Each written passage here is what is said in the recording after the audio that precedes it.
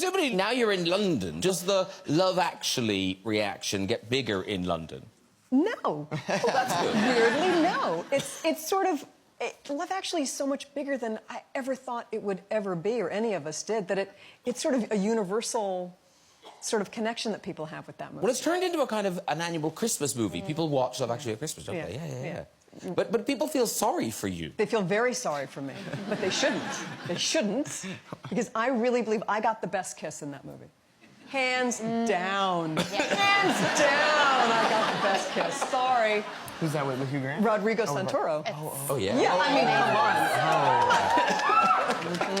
on. Whooping for him, yeah. Way. And it was sweet because we were both very brokenhearted when we made that movie.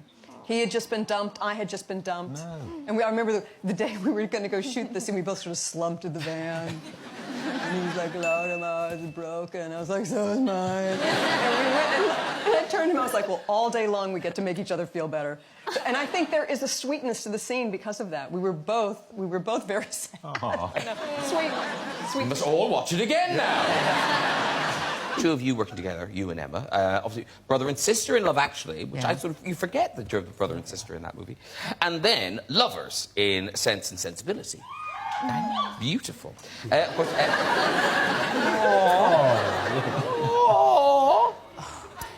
He was so grumpy all the time. So grumpy. He knew me. He'd known me for years. There was nothing there for him. He knew that I wasn't going to cough up. Actually, he couldn't have been less interested. I'm trying to make it look good. But, in fact... I did let you down on that. I was grumpy, fat, bad, and got arrested halfway through the shoot. Yeah. Well, you were so famous because you hadn't been famous. We'd done 2 films together where neither of us was famous, and then you were suddenly very famous because of 4 Weddings. What were those other 2 films? Impromptu, where you played Chopin in a terrible wig. Yes. And The Remains of the Day, where you got killed in the war. Yes, very sad. Very sad. A similar thing with Love Actually, where suddenly people were going, oh.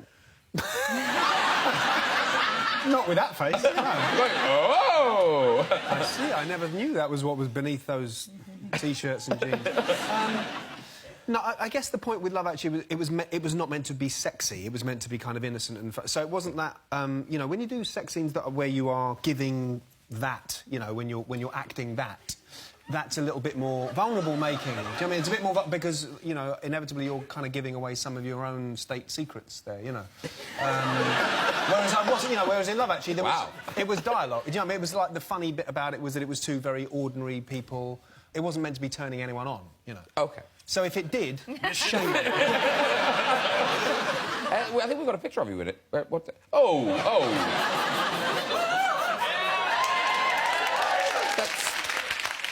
I wasn't expecting to see that. I'm naked at other parts. Yeah. Well, not fully naked. You get a little purse. You do, though, don't you? You get a little purse and... change purse, yeah. Yeah, and it's more humiliating. Oh, is that what you call it? And the woman gets a strip. Yeah. Maybe, but sometimes. Depends who you're working for. Yes. But you didn't get how big this film kind of remains. No, I had no idea. Maybe I just don't watch telly at Christmas, but I had no idea it was shown every year.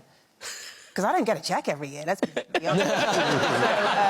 That would have reminded me. That would have helped, yeah. But presumably people come up to you about it. Oh, yeah, and I've realised recently I was filming Killing Eve, I think it was, and there was a youngish man. I thought he was just sort of, you know, my age, but clearly not.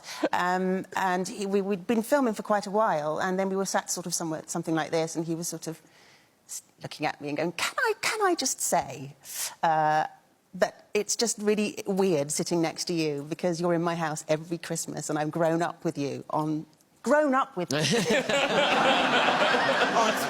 on Christmas Day. And even if they didn't put the sound up, it's on. It's just on. I'm in his living room and have been since ever since he can remember, which is worrying, really.